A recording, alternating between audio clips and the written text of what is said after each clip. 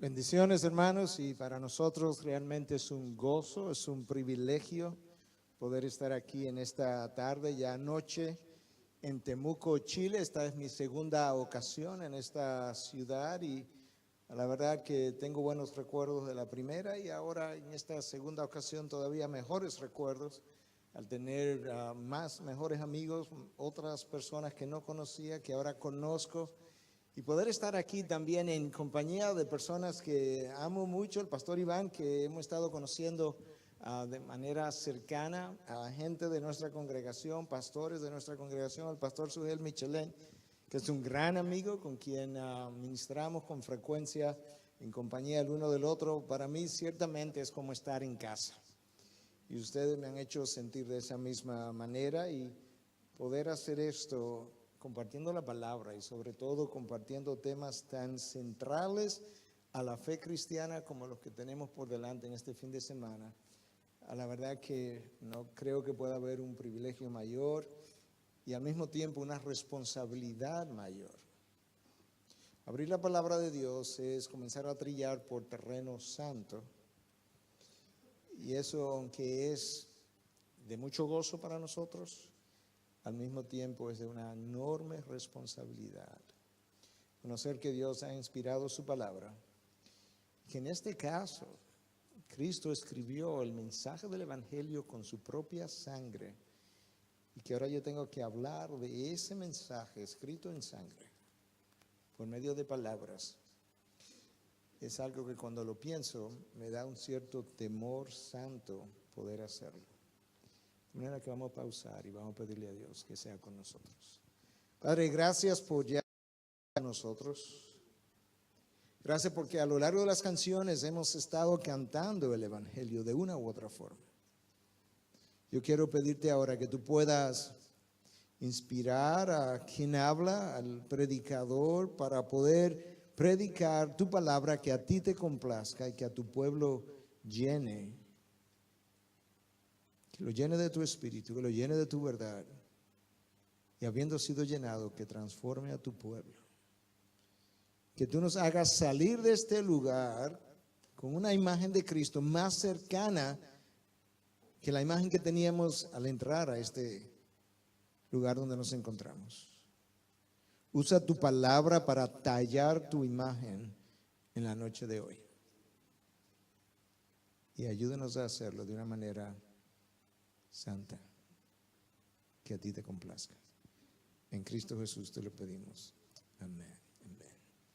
¿Qué es el Evangelio? Es el tema que se me ha asignado. Yo creo que algunos pudieran preguntarse, ¿hablar del Evangelio otra vez? Y en los últimos años, múltiples conferencias han sido organizadas con el propósito de hablar de este tema. Libros han sido publicados con el propósito de poder expandir y revisar nuevamente lo que el Evangelio es. Y yo creo que al ver eso tenemos que hacernos la pregunta, ¿cómo es que 20 siglos después de la muerte y resurrección del Señor Jesucristo tengamos que pausar y organizar conferencias y escribir libros otra vez acerca del mensaje que tiene 2000 años siendo predicado?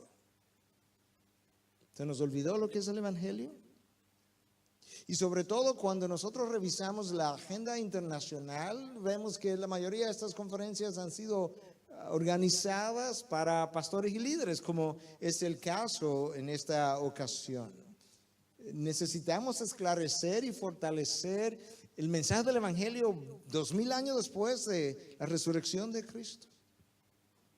Pudiéramos hacer otra pregunta, ¿cómo es que generaciones anteriores no tuvieron dificultad en entender e identificar el corazón del mensaje del Evangelio y nosotros sí tenemos una cierta dificultad en medio de tanta información? La generación más informada, la generación más conectada es la que quizás ha estado teniendo más dificultad en entender y descifrar el mensaje del Evangelio de todos los demás que ha estado a nuestro alrededor. Hemos perdido la simpleza del Evangelio y con la pérdida de la simpleza hemos perdido el poder del Evangelio. El Evangelio no lo ha perdido, nosotros lo hemos perdido, porque no lo hemos estado usando como Dios nos entregó su mensaje. De manera que en el día de hoy o en la noche de hoy yo quisiera recordarnos algunas cosas que la palabra tiene que decir. Y una vez más, yo tengo que comenzar en la introducción recordándonos que el poder de lo que es la evangelización del mundo, de lo que queda por hacer, lo que siempre ha sido, no ha radicado nunca, no radicará nunca en lo que son las estrategias humanas o en la historia del expositor, sino en el poder de su palabra. Lamentablemente lo que ha ocurrido, como se ha dicho en otras ocasiones, hubo una generación que asumió el evangelio, asumió que conocía el evangelio, y cuando tú asumes algo, la próxima generación ignora ese algo, y en este caso el evangelio. Pablo no lo hizo de esa manera. El apóstol Pablo escribe a los romanos quizá unos 25 años después de su conversión, cuando ya había alcanzado mucho más madurez teológica, cuando estaba mucho más maduro, cuando había alcanzado más experiencia, y en ese momento él escribe y le dice a los romanos antes de llegar: yo no me avergüenzo del evangelio. Y aunque él no explica en esa carta qué él quiso decir con la frase avergüenzo, yo creo que nosotros pudiéramos especular un tanto al revisar su historia. No podemos olvidar que el apóstol Pablo había estado en prisión en Filipo. Él había estado perseguido en Tesalónica y tuvo que salir huyendo. Lo mismo ocurrió en Berea, cuando él tuvo que escapar escondido. En Corinto se rieron de él, se burlaron de él. En Atenas fue completamente ignorado. En Listra fue apedreado y dado por muerto. Y después de acumular todas esas malas experiencias, Pablo está preparándose para ir a Roma, la capital del imperio. Y quizás en parte Pablo estaba diciendo: a pesar de ese currículum que yo tengo de haber sido perseguido y haber estado en prisiones en muchas ocasiones, yo quiero que tú entiendas que la causa ha sido el evangelio, y yo no me avergüenzo de haber estado en la circunstancia que he estado por causa de dicho mensaje. Pablo sabía que tenía un gran mensaje. Pablo sabía que tenía una gran responsabilidad sobre sus hombros. Y yo creo que eso es bueno para nosotros volver a rumiar, porque cada vez que nosotros diluimos el evangelio, disfrazamos el evangelio, maquillamos el evangelio, debilitamos el evangelio, es una manera de avergonzarnos del evangelio. Y yo creo que antes de definir el mensaje, antes de definir lo que es bueno recordar la importancia del mensaje. Lamentablemente, en la medida en que las generaciones se han ido moviendo y se han ido convirtiendo en algo mucho más antropocéntricas, mucho más centradas en el hombre, en esa misma medida las generaciones se han ido apartando de la centralidad del evangelio, y se nos ha olvidado que, en primer lugar, el evangelio es acerca de la obra de Dios en la persona de Jesús, y luego acerca de la redención del hombre. El evangelio tiene que ver con Dios en primer lugar. La Biblia es dioscéntrica de principio a fin. Tú abres la palabra y dice en el principio Dios. Y tú cierras la palabra y te encuentras a los redimidos adorando al Cordero que fue inmolado por los siglos de los siglos. Y yo creo que eso es lo que nosotros necesitamos recobrar, la centralidad de la cruz, la centralidad del mensaje de la cruz y la centralidad de la resurrección en conexión con la cruz. Esos son los dos grandes eventos que nos sirven de portalibros acerca de lo que es el evangelio. El apóstol Pablo, cuando le escribe a los Corintios, eso es exactamente lo que él les dice en esa primera carta que les envió en el capítulo 15, en los primeros versículos. Escucha cómo el apóstol Pablo comienza lo que yo quiero exponer a partir de ahora. Escucha a Pablo. Ahora os hago saber, hermanos, el evangelio. ¿Escuchaste? Os hago saber el evangelio. El evangelio que os prediqué, el cual también recibisteis, en el cual también estáis firmes, por el cual también sois salvos, si retenéis la palabra que os prediqué, a no ser que hayáis creído en vano. Porque yo os entregué, en primer lugar, lo mismo que recibí: que Cristo murió por nuestros pecados conforme a las Escrituras, y que fue sepultado y que resucitó al tercer día conforme a las Escrituras, y que se apareció a Cefas y después a los 12. Y Pablo continúa expandiendo el testimonio de la resurrección, de Cristo. Pero notaste cómo Él nos da los dos eventos centrales acerca del Evangelio que constituyen el mensaje del Evangelio, la cruz de Cristo y la resurrección de Cristo. Esos dos grandes eventos son dos portalibros. Y si nosotros no entendemos esos dos eventos, si nosotros no entendemos las implicaciones teológicas y prácticas para hacer el ministerio, nosotros vamos a desviarnos de la centralidad de aquello que ha definido la fe cristiana por tanto tiempo. Nota como Pablo dice, os hago saber. Él quiere que la iglesia que está en Corinto pueda conocer lo que es el Evangelio. Os hago saber el Evangelio que les he predicado. El mensaje que lo había alcanzado, ese es el mensaje que él quiere que ellos puedan entender. Pero nota de qué manera Pablo está tratando de que ellos lo entiendan. Dice, yo estoy pasando a ustedes el mismo mensaje que yo he recibido. Él está testificando que eso que él recibió del Señor Jesús es exactamente lo mismo que él está pasando a la próxima generación. No le ha agregado, no le ha quitado. Y escucha cómo Pablo recibió este mensaje, porque es importante que nosotros podamos recordar algunas cosas. En Gálatas 1, del 11 al 12, Pablo dice lo siguiente: puesto quiero que sepáis, hermanos, que el evangelio que fue anunciado por mí no es según el hombre, pues ni lo recibí del hombre ni me fue enseñado, sino que lo recibí por medio de una revelación de Jesucristo. Y ahora él está diciendo que él está siendo fiel a esa revelación que él recibió de parte del Señor Jesús, hasta el punto que él puede decir con confianza que él está trayendo a los corintios exactamente lo mismo que el Señor Jesús le había entregado en el primer lugar. Él fue fiel al mensaje que recibió y nosotros tenemos que ser fiel al mensaje que hemos recibido. ¿Estamos conscientes? Podemos nosotros decir, igual que Pablo, pues yo entregué lo mismo que os recibí. Estamos nosotros conscientes cada vez que predicamos la palabra de que ciertamente lo que estamos entregando es la palabra de Dios y no la nuestra. Podemos nosotros caminar con la conciencia limpia de que no hemos diluido el Evangelio.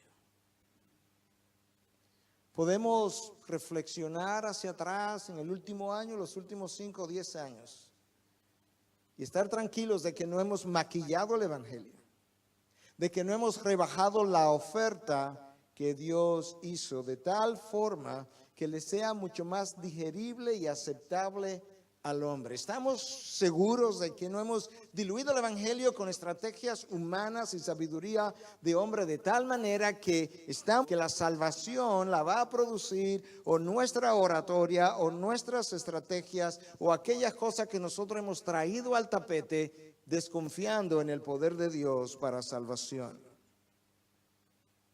Estamos tratando del hombre light, del hombre ligero, o estamos tratando de complacer a Dios que nos dio a su Hijo Jesús. Volvamos a la pregunta, ¿qué es el Evangelio? Bueno, la palabra en el original es evangelion, y esa palabra aparece en el Nuevo Testamento unas 76 veces. Y en su significado primario, lo que quería decir era buenas nuevas. El verbo es evangelizo, que implicaba traer buenas nuevas. De manera que independientemente de lo que yo entienda acerca de lo que el Evangelio es, tiene algo que ver con buenas nuevas. Más adelante vamos a ver cómo, antes de que ese mensaje sean buenas nuevas, tiene que ser malas nuevas. Evangelion, evangelizo es el verbo, ambos tienen su origen en la palabra angelos, que significa mensajero. Y un evangelos en la antigüedad era un mensajero que traía un mensaje o de buenas nuevas o de victoria que pudiera tener algún contenido político, de victoria político, pero que iba acompañado de gozo. Por tanto, en el sentido primario, la palabra evangelion fue usada con una forma técnica, fue un término técnico para significar un mensaje de victoria que pudiera también traer a colación gozo como parte del mensaje traído. Y la razón por la que yo quiero mencionar eso a manera de introducción, aunque todavía no sabemos exactamente lo que el Evangelio es a la luz de la cruz de Cristo y su resurrección, es que independientemente de lo que entendamos, este mensaje que estamos tratando de definir, es un mensaje de buenas nuevas, es un mensaje que ha sido traído por alguien, es un mensaje que cuando es entendido y aceptado debe ser productor de gozo, y eso es exactamente lo que el Evangelio de Jesucristo es. En 1 Corintios 15, el apóstol Pablo establece los dos eventos, la muerte de Cristo y la resurrección de Cristo. Y en ambos casos, el apóstol Pablo establece que estos eventos fueron atestiguados por las Escrituras.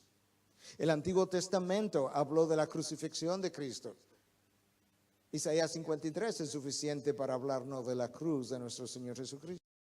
El Antiguo Testamento habló de la resurrección del Señor Jesucristo cuando nos dice que su cuerpo no vería corrupción en el Salmo 16:10. Y el Nuevo Testamento gira por completo alrededor de estos dos eventos. De hecho, hay evidencia histórica de que la iglesia primitiva, y evidencia aún en la Biblia de que la iglesia primitiva se levantó sobre la base de estos dos grandes eventos, la cruz de Cristo y la resurrección de nuestro Señor Jesucristo. El Nuevo Testamento atestigua estos eventos. En el versículo 5, Pablo dice que él fue visto por Cefas. En el versículo 6 menciona más de 500 hermanos que fueron testigos oculares. En el versículo 7 menciona a Jacobo y el resto de los apóstoles. En el versículo 8, Pablo menciona que él fue el último testigo ocular de esa resurrección. Con todo eso, entonces, el apóstol Pablo nos ayuda a entender que este mensaje que estamos tratando de definir, que ha sido olvidado, que tiene un poder tal que es el único mensaje capaz de producir salvación en el hombre, ese mensaje fue escrito precisamente a partir de la cruz de Cristo y de su resurrección. Ahora, nosotros no podemos circunscribir todo lo que el Nuevo Testamento dice acerca, o toda la Biblia dice acerca de lo que el Evangelio es en un solo pasaje, de manera que nosotros tendremos que ayudarnos de otros pasajes para poder expandir el entendimiento de lo que esos dos eventos realmente hicieron y trajeron al hombre. La cruz de Cristo, divorciada de la resurrección de Cristo, se queda sin propósito, sin sentido, sin significado, y Pablo atestigua eso en la misma carta a los Corintios, en el capítulo 5. Si nosotros no tenemos claro eso, nos vamos a desviar de la centralidad del mensaje, que es lo que le ha ocurrido a la iglesia recientemente. Ahora, el Evangelio es un mensaje tan poderoso que Satanás conoce su poder y ha tratado de oponerse al Evangelio desde el primer siglo. A veces nosotros tenemos una idea errada de la iglesia del primer siglo y pensamos que la iglesia fue tan pristina que no contó nunca ni con tergiversación del mensaje en la iglesia primitiva. Pero yo estoy aquí para recordarte lo que Pablo nos dice en varias de sus cartas con relación a varias de sus iglesias, o de las iglesias del Señor. En la iglesia de Gálatas o de Galacia, habían algunos que habían pervertido el Evangelio. Y cuando Pablo le escribe, le dice, ¿cómo es que ustedes han en tan poco tiempo olvidado el Evangelio y habiendo comenzado por el Espíritu han vuelto otra vez a las obras de la ley? Han pervertido el Evangelio y ahora tienen otro Evangelio que no es el Evangelio. Porque tú tienes que recordar que otro Evangelio no es el Evangelio. El Evangelio es algo que tú, si lo diluyes algo, si le agregas algo, deja de ser el Evangelio. En la iglesia de los Corintios habían algunos que estaban comerciando con la palabra de Dios. Pablo nos dice eso en su segunda carta en 2:17. En Apocalipsis 2:12 nos dice que en Éfeso, la iglesia por donde pasó Pablo y pasó Timoteo y Apolos y una gran cantidad de personas de fe sólida, habían falsos apóstoles. En Colosa habían algunos que estaban predicando filosofía de hombres. En Filipo, Pablo nos dice en Filipenses 3:8 que habían algunos que eran enemigos de la cruz. Y en Tesalónica, algunos habían infiltrado una herejía tal que la iglesia se inquietó y comenzó a pensar que el día del Señor ya había llegado. Y Pablo dice, ¿cómo es que ustedes se han dejado desviar por una carta que supuestamente llegó de parte de nosotros, o quizá por un espíritu, o quizá por palabra? Yo ni siquiera sé cómo tal herejía fue infiltrada entre ustedes.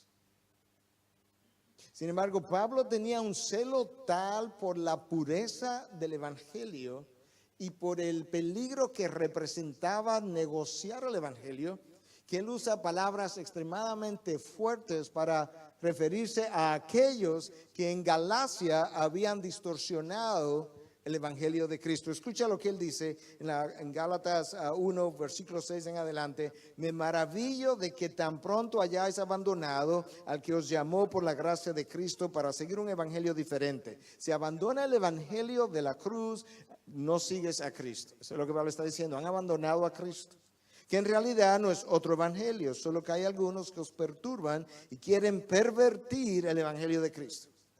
Pero si aún nosotros o un ángel del cielo os anunciara otro evangelio contrario al que os hemos anunciado, sea anátema.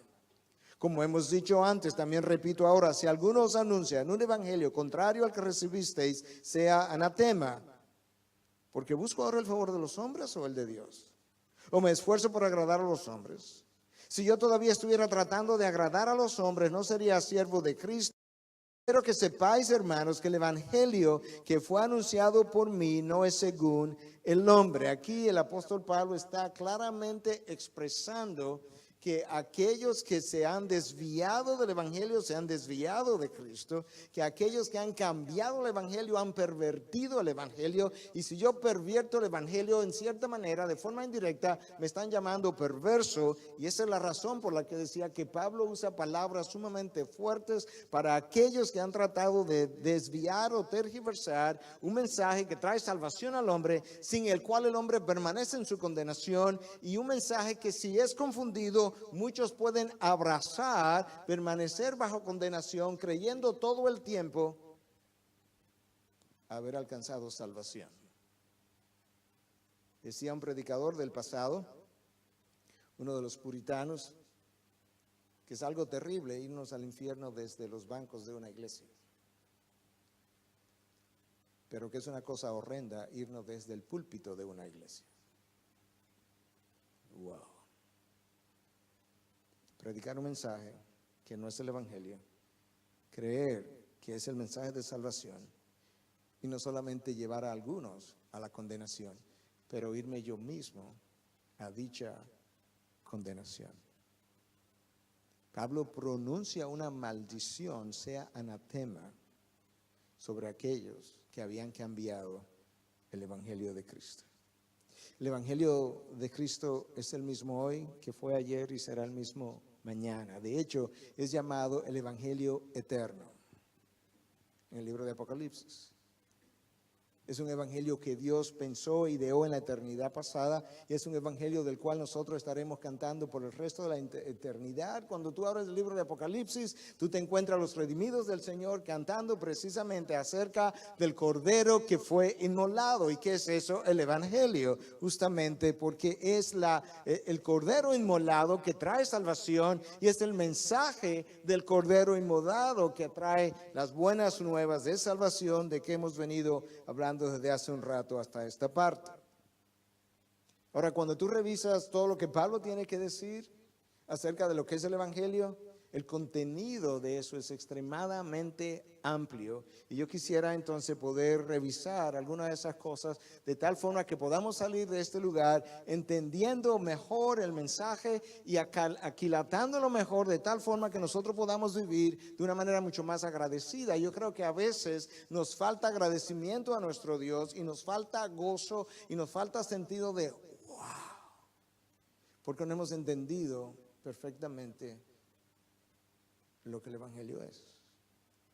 Cuando cantamos y decíamos que tomaste mi lugar en la cruz, Yo tuve que contener mis lágrimas en pensar literalmente en que lo que a Cristo le pasó en la cruz debió haberme pasado a mí y Él tomó mi lugar. La sensación que eso debe producir de una manera continua en nosotros al recordar que no fuimos clavados y condenados porque Él murió una muerte que a mí me tocaba sufrir para que yo pudiera posteriormente ganar una vida que Él compró para mí, gratuita para mí, a un alto precio para el Hijo. ¿De qué manera entonces la muerte de Cristo es buenas nuevas para ti? ¿Cuál es el significado? ¿Cuán grandes son esas buenas nuevas para nosotros que hizo que Pablo viviera toda su vida para predicar ese mensaje, que no escatimara ningún esfuerzo, que se expusiera a todo tipo de peligro justamente por llevar un mensaje que él llegó a entender era la salvación del hombre y es la salvación de la sociedad, si es que nuestra sociedad ha de tener alguna salvación? Pablo había entendido algo que muchos de nosotros quizás no hemos entendido, y es que él trató de vivir una vida con la ley de Dios. Él hizo todo el esfuerzo por cumplir la ley de Dios y creyó todo el tiempo que en cuanto a la ley era irreprensible.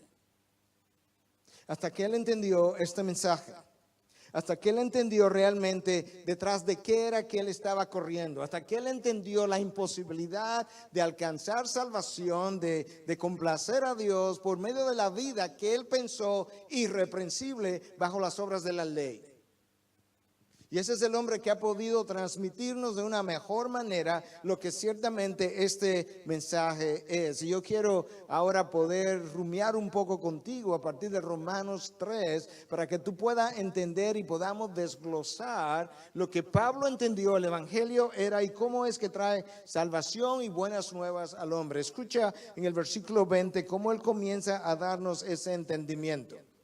Porque por las obras de la ley ningún ser humano será justificado delante de él.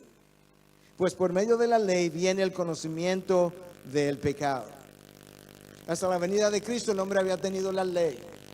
Y la ley había permitido dos cosas. Número uno, tener conocimiento de nuestro pecado. Y número dos, tener entendimiento del carácter santo, perfecto de Dios. Pero la ley, más que salvar al hombre, condenaba al hombre. Tú puedes entender eso, que la ley que vino de Dios, que le fue otorgada al pueblo de Dios vía Moisés, más que salvar al hombre, condenaba al hombre.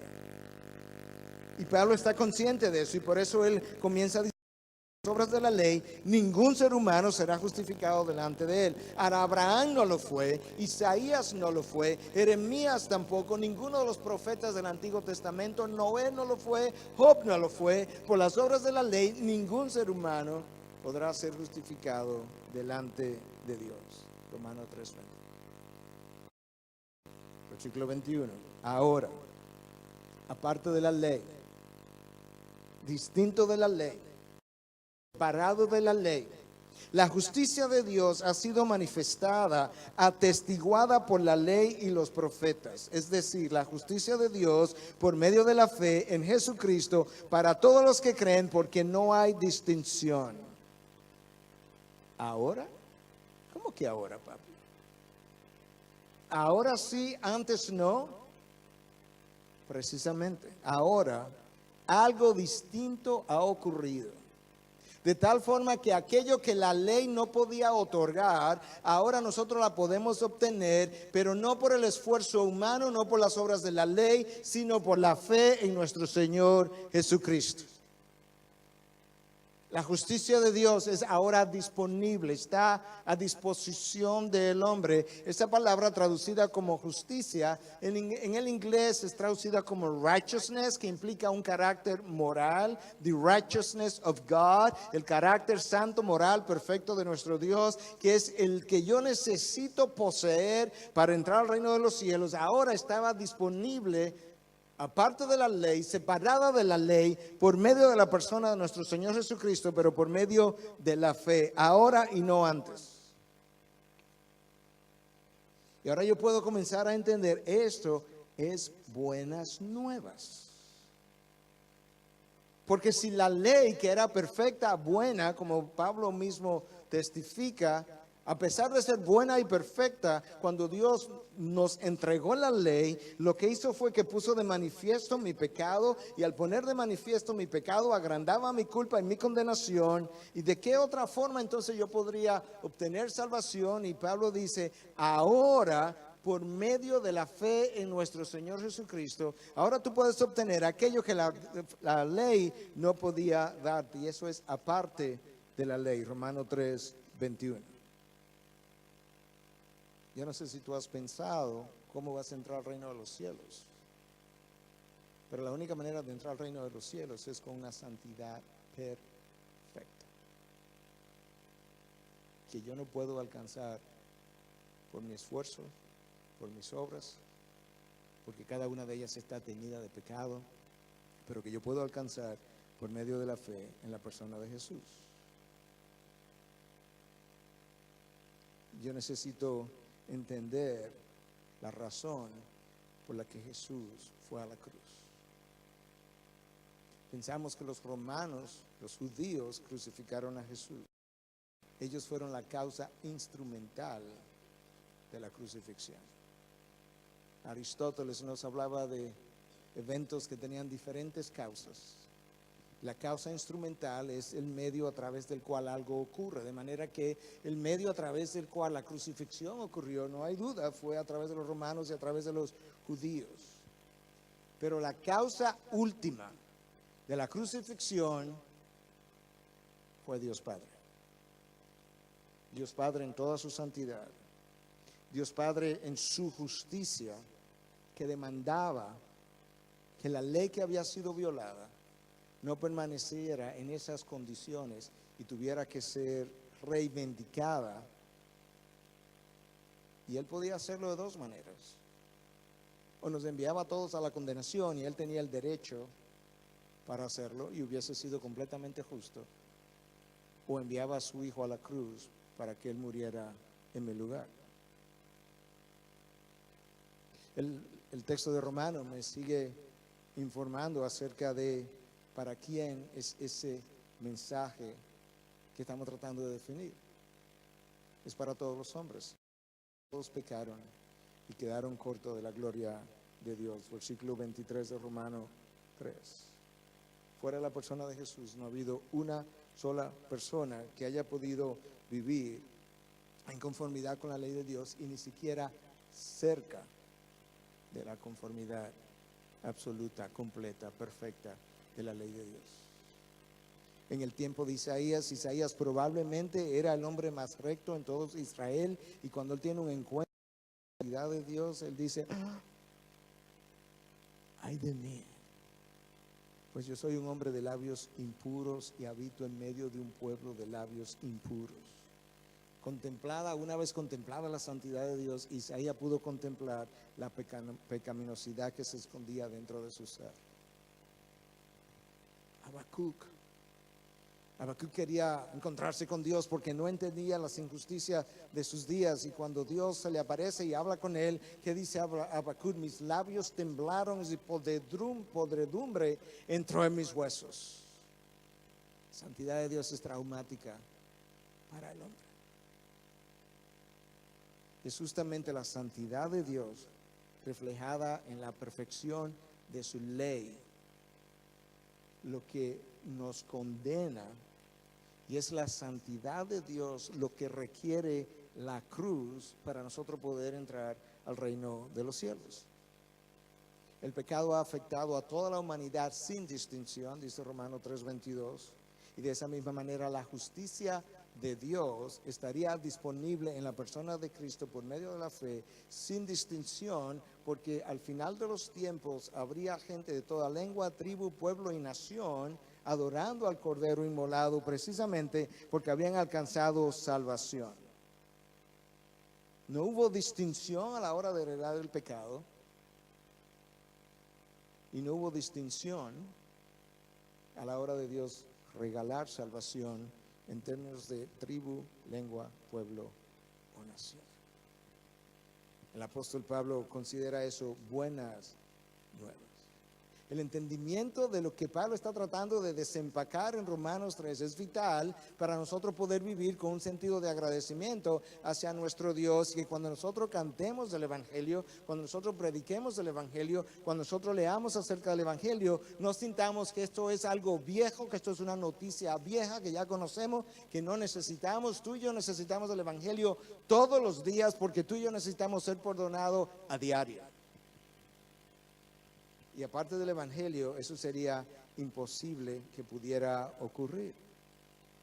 Escucha cómo Pablo continúa en Romanos 3, siendo justificados gratuitamente por su gracia, por medio de la redención que es en Cristo Jesús.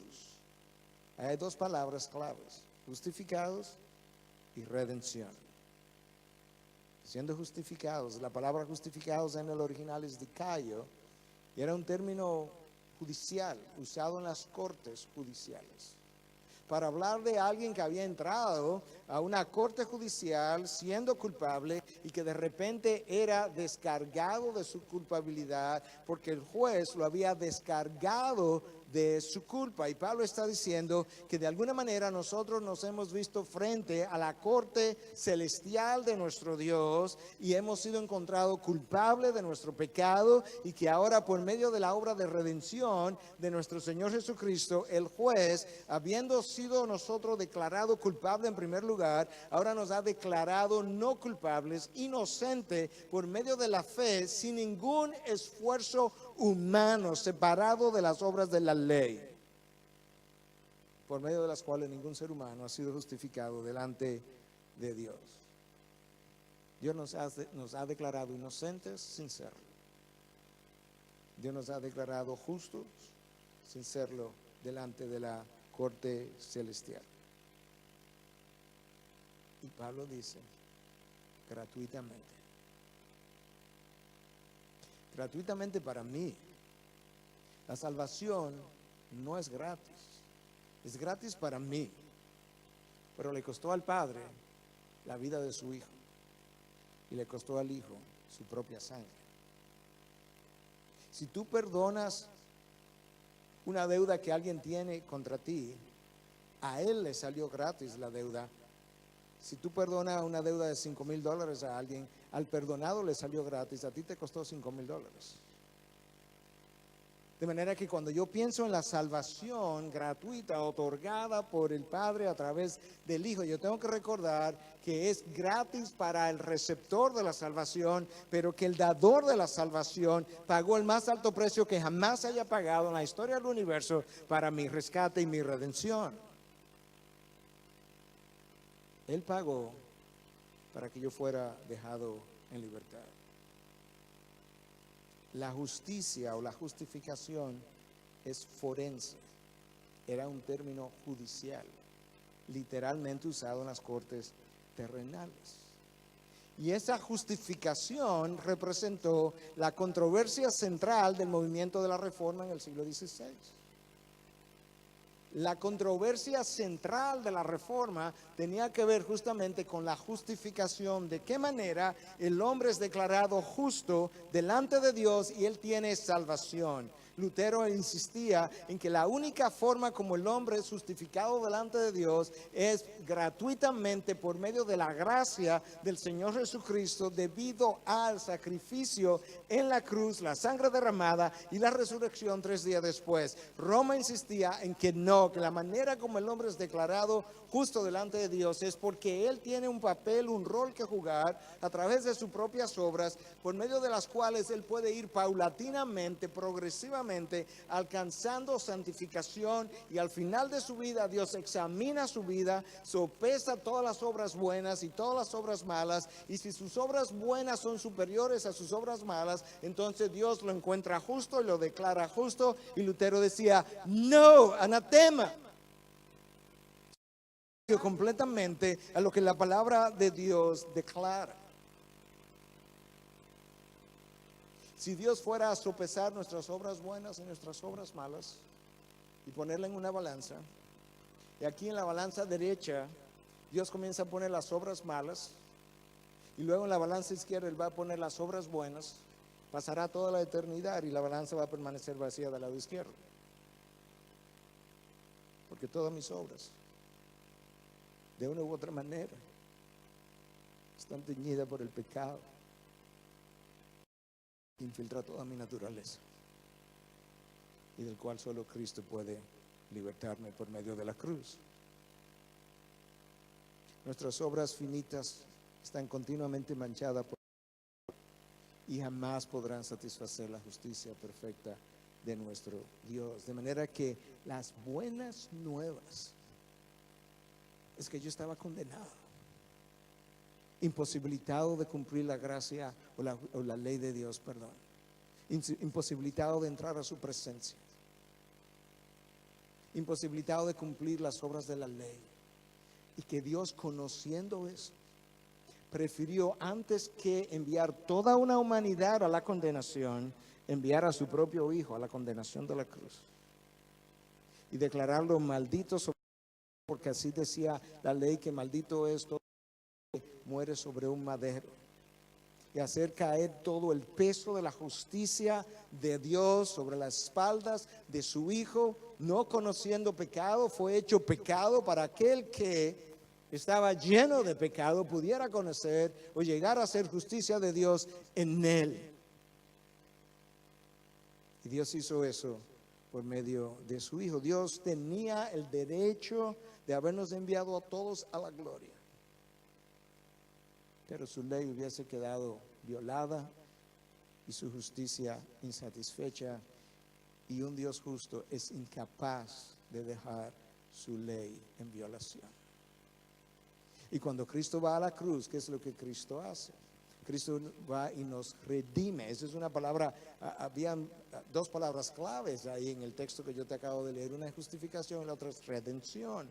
La palabra redención es traducida del lenguaje original de varias palabras distintas. Una de ellas es agorazo. Y en la antigüedad tú podías ir a un mercado de esclavos, encontrarte a uno de ellos y comprarlo del mercado de esclavos, y se hablaba de que tú habías agorazado, si pudiéramos hacer una transliteración del texto. De manera que Cristo fue y nos encontró en el mercado de esclavos del pecado, y allí fue y nos compró por medio de su sangre. Pero tú podías también comprar uno de esos esclavos de una manera más definitiva y comprarlo para dejarlo libre, y en ese caso se hablaba de que tú estabas haciendo un agorazo de ese esclavo. La palabra redención en ocasiones traduce la palabra exagorazo, de manera que Cristo me ha comprado del mercado de esclavo por medio de su sangre para dejarme libre para siempre.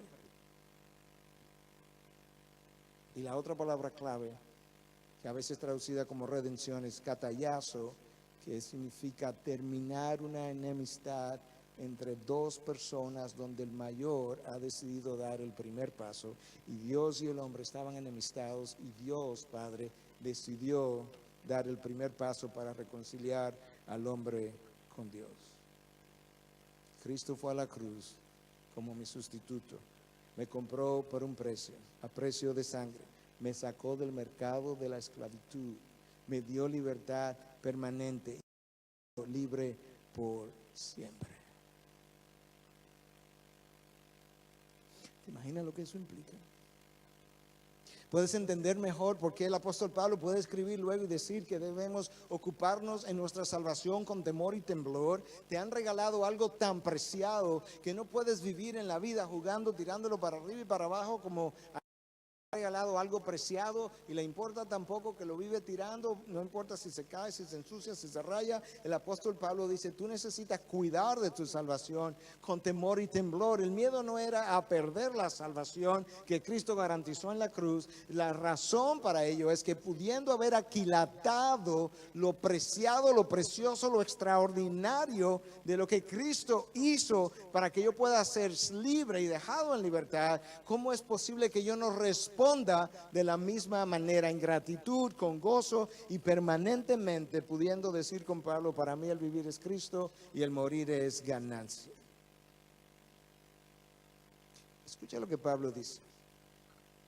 al final de este texto de Romanos 3, comenzando en el 20, que ya hemos leído hasta el 24, 25 ahora, a quien Dios exhibió públicamente como propiciación por su sangre a través de la fe, como demostración de su justicia, porque en su tolerancia Dios pasó por alto los pecados cometidos anteriormente para demostrar en este tiempo su justicia, a fin de que Él sea justo y sea el que justifica al que tiene fe en Jesús. La persona que crucifica al Hijo es el Padre. Él exhibió al Hijo públicamente. Él es quien demanda un pago por su ley que había sido violentada.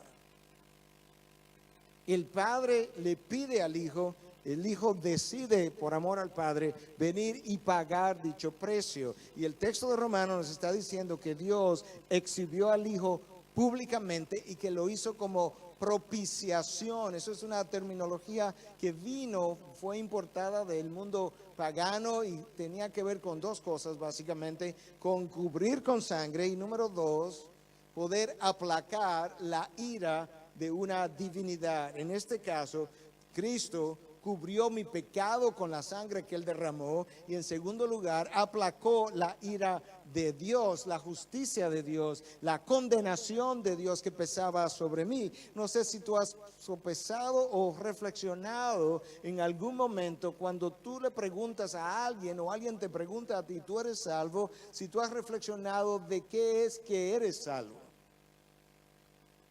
¿De quién fue que Dios te salvó?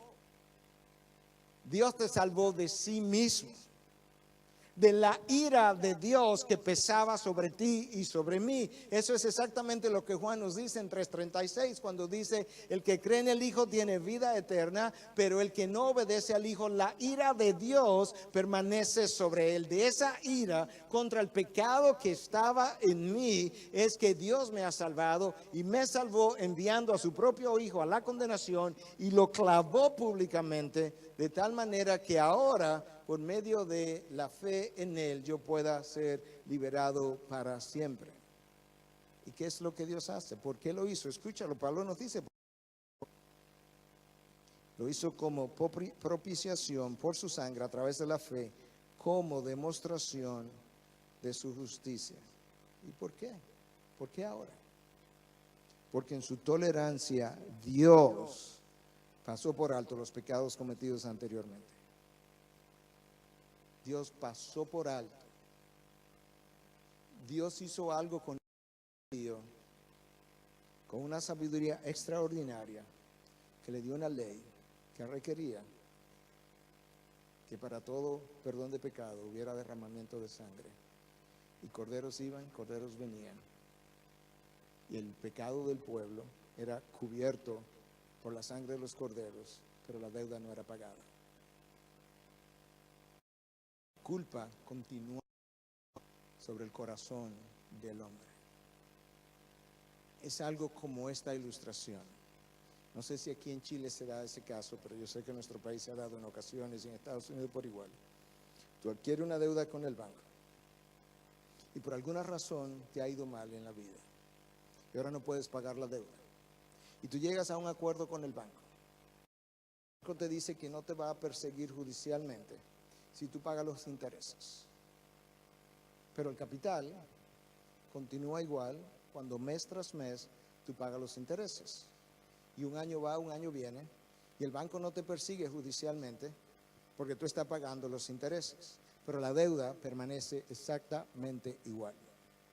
Los corderos del Antiguo Testamento estaban pagando los intereses del hombre, pero la deuda continuaba exactamente del mismo tamaño. Hasta que viniera el Cordero de Dios, que quita el pecado del mundo, le ofreciera su sangre y finalmente el pecado del hombre pudiera ser eliminado. Porque si hay algo que nosotros sabemos es que un Dios santo y perfecto rehúsa y rehusó dejar impune al pecador. Y la palabra de Dios declara exactamente eso. Dios rehúsa dejar impune al culpable, y Dios tenía la necesidad de satisfacer su propia justicia y su propia santidad. Y Él termina haciendo eso por amor a nosotros sobre la espalda de su Hijo Jesús. como demostración, dice el texto, de su justicia. Dios estaba demostrando la perfección de su justicia, porque en su tolerancia, en su benevolencia, Dios pasó por alto los pecados cometidos anteriormente, en espera de un pago futuro. Pero cuando la plenitud del tiempo llegó, Dios envió a su Hijo a hacer dicho pago. La deuda era tan grande que solamente Dios la podía pagar. Cuando Adán transgrede la ley de Dios, de Adán y Eva, ellos cometieron lo que un teólogo contemporáneo llama traición cósmica. Una cosa es que yo te pongo una limitación y tú la violes, y otra cosa es que el Dios del universo establezca un límite y nosotros transgredamos dicho límite. Dios exhibió a su Hijo públicamente como propiciación por su sangre a través de la fe, como demostración de su justicia, porque en su tolerancia a Dios pasó por alto los pecados cometidos anteriormente. Escucha ahora, para demostrar en este tiempo su justicia, a fin de que Él sea justo y sea el que justifica al que tiene fe en Jesús. Ambas cosas. En la cruz Dios demostró que Él es justo, que Él no deja el pecado, Él no deja al culpable impune, que Él castiga al pecado. Él demostró que Él era un Dios justo. Tú no quieres un presidente de la Suprema Corte de Justicia que deje ir a los violadores porque Él es tan benevolente que no le importa que los violadores violen la ley. Imagínate ahora cuando el presidente de la Suprema Corte Celestial legisla, si Él es todo lo que Él dice ser, Él no puede dejar su justicia sin ser cumplida. Y Dios en la cruz demuestra que Él es justo, pero al mismo tiempo Dios demostró que Él es quien justifica al pecador, porque es la sangre de su Hijo derramada sobre la cruz la que puede perdonar el pecado, y Dios a través de esa sangre derramada declararte inocente, no culpable, o mejor dicho, no culpable no siendo inocente, pero siendo culpable. Él es justo, pero Él es quien justifica por medio de la ley. Por eso yo decía, la causa final de la cruz de Cristo no fueron los romanos, no fueron los judíos, fue Dios Padre. La causa instrumental fueron los romanos y fueron los judíos. La justicia de Dios ahora en Cristo Jesús ha sido completamente, perfectamente y eternamente satisfecha por su sacrificio. Ahora tú entiendes por qué el apóstol Pablo está diciendo, yo os entregué el mismo mensaje que os recibí. No lo puedo diluir, no lo puedo cambiar, no lo puedo agregar, no le puedo quitar. Este es un mensaje escrito con sangre, y no cualquier sangre, sino la sangre del Hijo de Dios. Y 3 días después, la resurrección. La resurrección de Cristo es el amén del Padre al sacrificio perfecto hecho por su Hijo. Es el grito de victoria, es la conquista sobre el pecado y la conquista sobre la muerte. Si Cristo va a la cruz y no resucita, el apóstol Pablo nos dice en esa misma carta a los Corintios, en el capítulo 15, Pablo nos dice que todavía nosotros estaríamos en pecados y seríamos los más dignos de lástima, porque todavía estaríamos bajo condenación. Y es justamente el Cristo resucitado que garantiza, que sella nuestras promesas, y ahora nosotros podemos tener redención de pecado, cumplido. Todas nuestras promesas pueden ser cumplidas porque en Él son un sí y un amén. Tú puedes entender ahora cómo esto es un mensaje de buenas nuevas que trae gozo al hombre, y es un mensaje que declara una victoria sobre el pecado, como originalmente el término era definido. Era un mensaje de buenas nuevas traído por un mensajero, y ese es Cristo, que proclamaba una victoria y que era productor de gozo. Todo eso hace el evangelio para el pecador. Pero si Cristo no ha resucitado, dice Pablo, nuestra fe es vana y todavía estáis en vuestros pecados. Entonces también los que han dormido en Cristo han perecido. Si hemos esperado en Cristo para esta vida solamente, somos de todos los hombres los más dignos de lástima. Sin resurrección, la cruz pierde su sentido, su valor y su propósito. Por eso es que cuando defines el evangelio, tú necesitas incluir la vida, la muerte y la resurrección de nuestro Señor Jesucristo. Cuando Cristo terminó, Cristo dijo, ¿qué cosa? Tetelestai, consumado es. Mi obra de redención ha terminado, no tengo nada más que hacer. Todo lo que había que hacer lo he completado. Y cuando Cristo dijo eso, el libro de Colosenses declara, o la carta a los Colosenses declara, que los poderes de las tinieblas fueron desarmados, de tal manera que en la cruz Cristo conquista el pecado, desarma los poderes de las tinieblas, y cuando Él resucita 3 días después, Él conquistó la muerte también. El último enemigo del hombre había quedado conquistado por medio de la resurrección de nuestro Señor Jesucristo. El amén de Dios al sacrificio perfecto de nuestro Señor. Ese es el mensaje de liberación, de redención, de perdón del hombre llevado a cabo por nuestro Señor Jesucristo. Que el Señor Jesús derramó sangre por el perdón de nuestros pecados, su perdón eterno, con lo cual su Hijo satisfizo completamente la justicia de Dios, de una vez y para siempre, aplacando la ira de Dios contra el pecador y terminando así la enemistad entre Dios y el hombre. Eso es el Evangelio. Y Dios lo hizo imputando, cargando a la cuenta del Hijo mis pecados, y luego imputándome a mí la santidad del Hijo, cargándola a mi cuenta, de tal manera que en la cruz Cristo fue tratado como si Él hubiese vivido mi vida, y luego en mi salvación yo soy tratado como si yo hubiese vivido su vida, de acuerdo a esa doble imputación. Y ahora entonces en Cristo yo tengo todas las promesas garantizadas por medio de su resurrección, proclamadas y atestiguadas ahora a través de la obra y el mensaje del Evangelio, de tal manera que yo tengo que vivir de una forma agradecida, reconociendo el alto costo que se pagó por mi libertad, por mi redención, proclamando las buenas nuevas, de tal forma que yo pueda decir también, lo mismo que he recibido en el Evangelio es lo mismo que estoy pasando a la próxima generación. Y que al mismo tiempo pudiéramos decir con Pablo, por eso yo no me avergüenzo del Evangelio. El Evangelio es buenas nuevas, es el camino de la salvación, es la oferta de Dios, es el poder de Dios en acción, es el poder de Dios para salvación, es una oferta para todos, es la benevolencia de Dios para los pecadores, es la justicia de Dios ofrecida a los hombres gratuitamente en la cruz, de tal forma que nosotros podamos entrar a su presencia y disfrutar de dicha presencia por el resto de la eternidad. Si es el Evangelio, tú y yo tenemos una responsabilidad. No lo calles, no lo diluyas, no lo debilites, no lo escondas, no lo distorsiones, no lo niegues, no lo cambies. No te avergüences del Evangelio. Proclámalo en palabras y vívelo en tu vida para la gloria de Dios y la exaltación de su Hijo Jesús. Padre, gracias te damos por tu palabra que claramente declara las buenas nuevas de salvación para el pecador condenado. Gracias, Jesús, por comprar con tu propia sangre hombres y mujeres rebeldes que servían en un mercado de esclavos, sin esperanza, confundidos, oscuridad,